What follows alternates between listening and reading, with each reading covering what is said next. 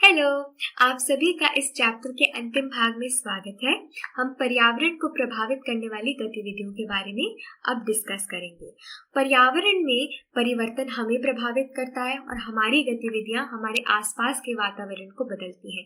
तो जिस प्रकार से एनवायरनमेंट हमें अफेक्ट करता है, हम भी एनवायरनमेंट में परिवर्तन लाते हैं। हमारी जो गतिविधियां एक्टिविटीज हैं ह्यूमंस की, वो हमारे आसपास के एनवायरनमेंट को चेंज कर देती है।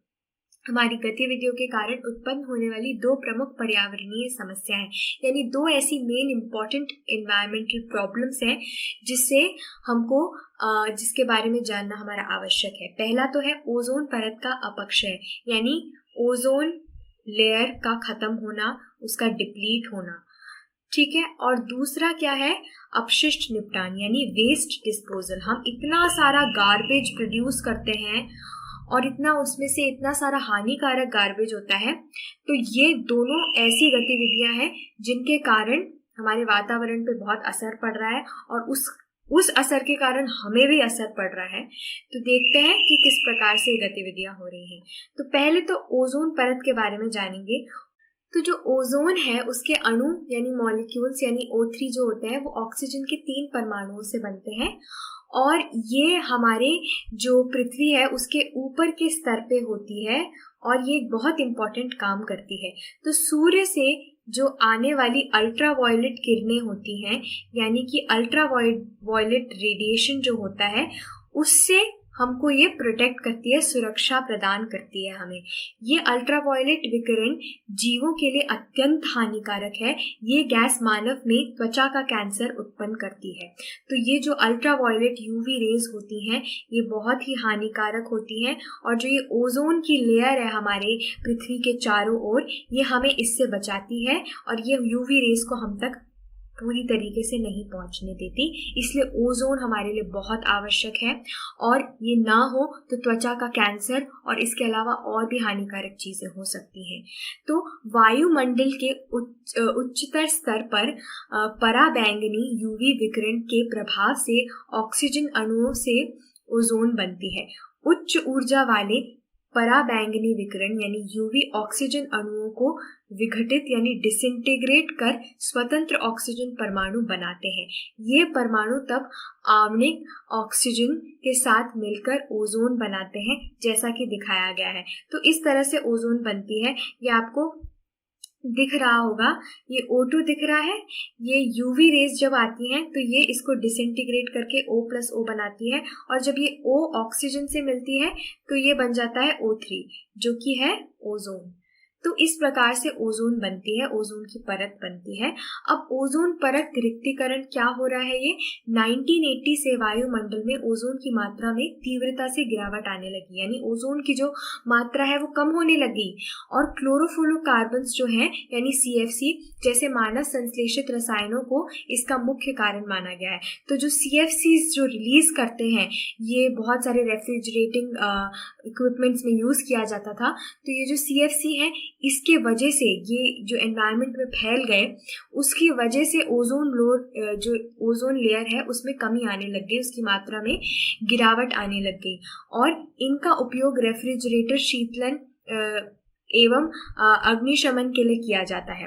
अब ये अनिवार्य है कि दुनिया भर में सभी विनिर्माण कंपनी CFC रहित रेफ्रिजरेटर बनाए। तो अब जो भी कंपनीज हैं, ये ऐसे लॉ बन चुका है कि वो CFC वाला रेफ्रिजरेटर नहीं बना सकती। उसमें जो रेफ्रिजरेटर बनाती है उनमें CFC नहीं होना चाहिए। ये अब मैंडेटरी हो चुका है, अनिवार्य हो चुका है दुनिया भर में। तो इस चित्र में आप देख सकते हैं कि ये ओजोन परत है, ये हमारा वायुमंडल है और ये पृथ्वी है। ये पैराबैंगनी रेज आ रही है, यूवी रेज, और इस प्रकार से ओजोन छिद्र बन चुका है, यानी ओजोन यहाँ से हट चुकी है CFC के वजह से और ये पैराबैंगनी रेज अंदर आ जाती हैं और अलग अलग प्रकार की बीमारियां, रोग फैला सकती हैं, जैसे कि कैंसर। तो ये है पहली समस्या एनवायरनमेंट की। अब आपसे हम प्रश्न पूछ रहे हैं कि ओजोन क्या है और ये एक पारितंत्र को कैसे प्रभावित करता है। तो आप बताइए कि इकोसिस्टम में ओजोन का क्या महत्व है। अभी हमने इसको डिस्कस किया है। इस वीडियो को कृपया पॉज करिए और इसका उत्तर दीजिए। तो इसका उत्तर आपको पता ही होगा, ओजोन की क्या इंपॉर्टेंस है हमने अभी अभी डिस्कस किया है। तो चलिए अब हम आगे बढ़ते हैं। हम अब दूसरी समस्या के बारे में डिस्कशन करेंगे जो कि कचरा प्रबंधन से रिलेटेड है। तो पहले ये हम एक एक्सपेरिमेंट कर रहे हैं। अपने घर से कचरा एकत्रित कीजिए। इसमें पूरे दिन के उत्पन्न कूड़ा कचरा, जैसे कई रसोई का कूड़ा, जैसे संदूषित भोजन, सब्जियों के छिलके, चाय के उपयोग की गई पत्तियां, दूध की खाली थैली तथा खाली डब्बे, रद्दी कागज, दवा की खाली बोतल, स्ट्रिप्स, बबल पैक, पुराने फटे कपड़े तथा टूटे जूते आदि हो सकते हैं। तो जो भी घर में कचरा है उसको एकत्रित कर दीजिए। ठीक है, अभी इसे विद्यालय के बगीचे में एक गड्ढे में दबा दीजिए। यदि ऐसा स्थान उपलब्ध ना हो तो इस कचरे को किसी पुरानी बाल्टी अथवा गमले में एकत्र करके उसे 15 सेंटीमीटर मोटी मिट्टी की परत से ढक लीजिए। इसे नम रखिए तथा 15 दिन के अंतराल पर इसका अवलोकन करते रहिए। यानी कि आपको क्या करना है कि इस कचरे को लेना है और इसको एक पुरानी बाल्टी या फिर गमले में एकत्रित करके उसे 15 सेंटीमीटर मोटी मिट्टी के परत से ढक देना है। फिर इसमें नमी रखनी है, इसमें वाटर डालते रहना है तथा 15 दिन बाद के अंतराल पे देखना है कि किस प्रकार से इनमें कोई चेंजेस आए या नहीं।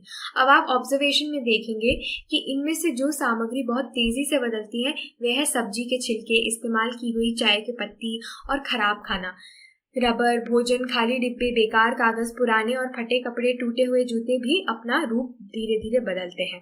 खाली दवा की बोतलें, दूध के पैकेट, टूटे हुए जूते लंबे समय तक अपरिवर्तित रहने वाली सामग्री है।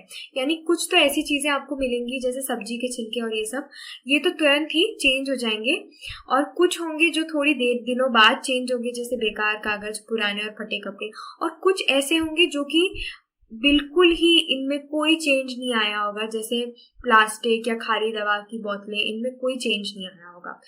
अब आप जरा इस वीडियो को देखिए और इस वीडियो में देखिए कितना बड़ा कचरे का एक पूरा का पूरा चट्टान ही बन गई, पहाड़ ही बन गया कचरे का।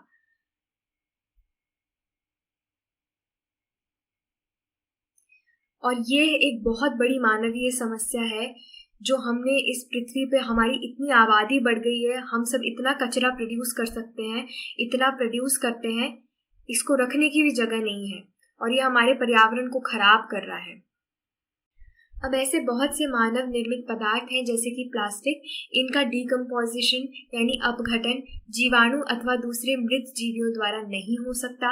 इन पदार्थों पर भौतिक प्रक्रम जैसे कि ऊष्मा तथा दाब का प्रभाव होता है, परंतु सामान्य अवस्था में लंबे समय तक पर्यावरण में बने रहते हैं। अब हम इतना जो प्लास्टिक प्रोड्यूस कर रहे हैं, इतनी सारी बॉटल्स और इतनी सारी कांच की शीशियां, ये सारी जो चीजें हैं ना, ये नॉन बायोडिग्रेडेबल है।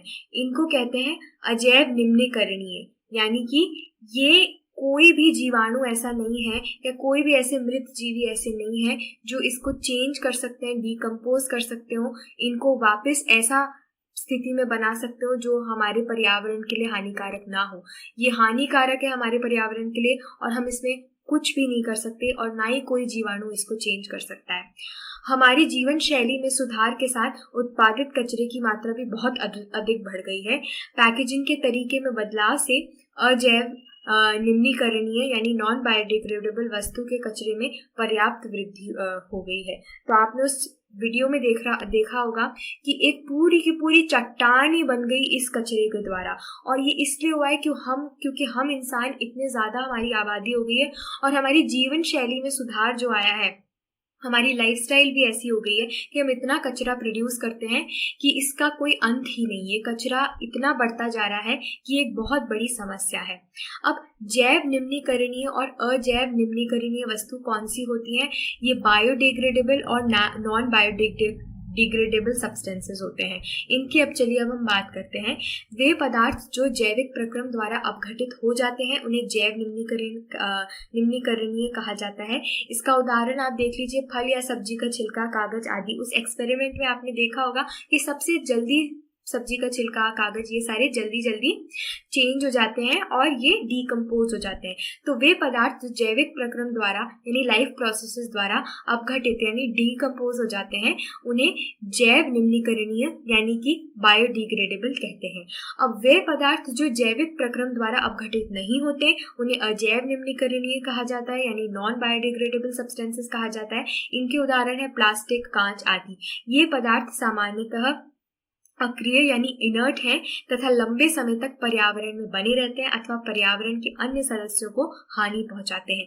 तो ये तो ओशन जो पूरे समुद्र है वहां तक भी पहुंच जाते हैं, वहां के भी जो जीवन है वहां पे उनको भी हानि पहुंचाते हैं। कभी कभी ऐसा होता है कि आपने देखा होगा कि गाय सड़क पे जा रही है और वो प्लास्टिक की थैली खा रही होती है और इस वजह से सोचो गाय को कितनी हानि होती होगी। इसी प्रकार से जो प्लास्टिक है ये हमारे समुद्रों में पहुंच जाता है और हमारे जो समुद्री जीव हैं उनके अंदर चला जाता है। तो इसका समाधान क्या है? इसका ये समाधान है कि कचरा प्रबंधन किया जाए, अपशिष्ट प्रबंधन किया जाए। अपशिष्ट प्रबंधन वह कार्य है जो कचरे को उसके आरंभ से लेकर उसके निपटान तक के प्रबंधन के लिए आवश्यक है।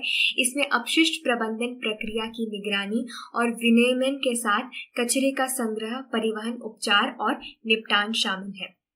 इसका क्या मतलब हुआ कि पूरे के पूरे तरीके से हमें अपने वेस्ट को मैनेज करना चाहिए और उसको इस तरह से मैनेज करना चाहिए कि ये जो हानिकारक सब्सटेंसेस हैं, पदार्थ हैं, खासकर जो नॉन बायोडिग्रेडेबल सब्सटेंसेस हैं, वो ऐसे ही एनवायरनमेंट में ना डाल दिए जाएं, ऐसे ही पर्यावरण में ना फेंक दिए जाएं। उसको प्रॉपरली डिस्पोज किया जाए, प्रोसेस किया जाए ताकि वो एक सेफ तरीके से पर्यावरण में डाले जाएं और ऐसे नहीं डाले जाएं जिससे दूसरे जीवों को हानि हो और हमें खुद को भी हानि हो।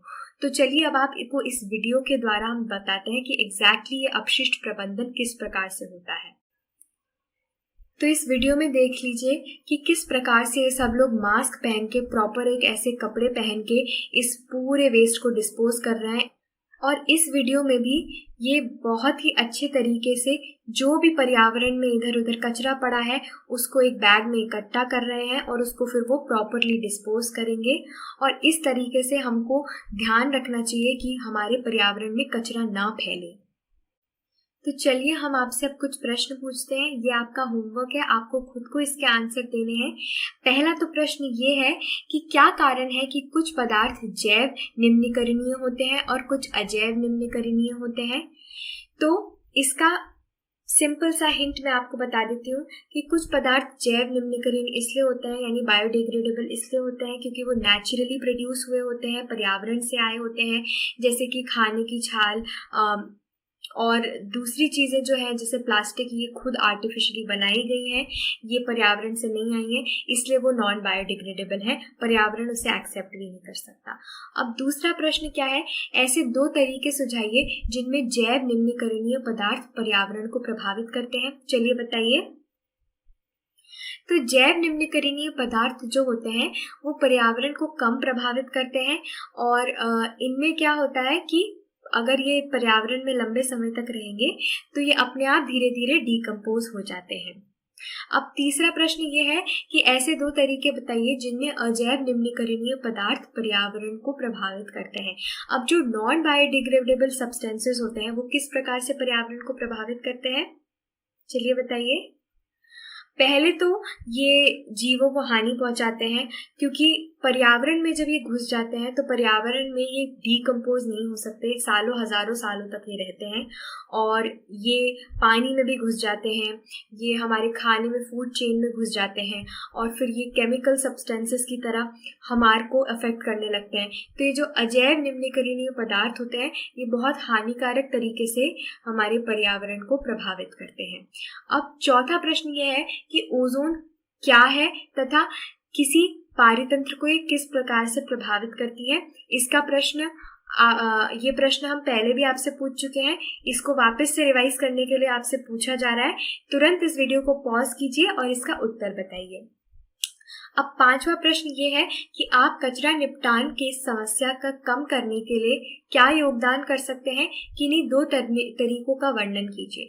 तो कचरे के निपटान की समस्या को हम कई तरीकों से ठीक कर सकते हैं और इसका आंसर आप खुद ही देंगे, बस मैं आपको हिंट दे रही हूँ कि रिड्यूस, रीयूज और रिसाइकिल। हमें अपने कचरे को कम करना चाहिए, कम प्रोड्यूस करना चाहिए। जो भी हम चीज़ें इस्तेमाल करते हैं उन्हें ही रीयूज करना चाहिए, नई चीज़ों को कम खरीदना चाहिए और जो हम चीज़ें इस्तेमाल कर चुके हैं उन्हें हमें रिसाइकिल करना चाहिए। इसके अलावा हमें हमारे वेस्ट को 2 सेपरेट चीज़ों में डिवाइड करना चाहिए, नॉन बायोडिग्रेडेबल सब्सटेंसेस में और बायोडिग्रेडेबल सब्सटेंसेस में, और फिर ही उसको कचरे में डालना चाहिए। ऐसे नहीं है कि कुछ भी दोनों साथ मिला के फेंक दिया, इनको अलग अलग करके इसका प्रॉपर वेस्ट डिस्पोजल करना चाहिए। तो यही इसका आंसर था। उम्मीद है इस चैप्टर में जो भी हमने पढ़ा है आपको सारी बातें समझ आ गई होंगी और इसी के साथ हम इस चैप्टर के अंत तक पहुंच चुके हैं। अब आपकी मुलाकात अगले चैप्टर में होगी और उसमें हम और कुछ रोचक बातें डिस्कस करेंगे। तब तक के लिए आपका दिन अच्छा हो एंड गुड बाय।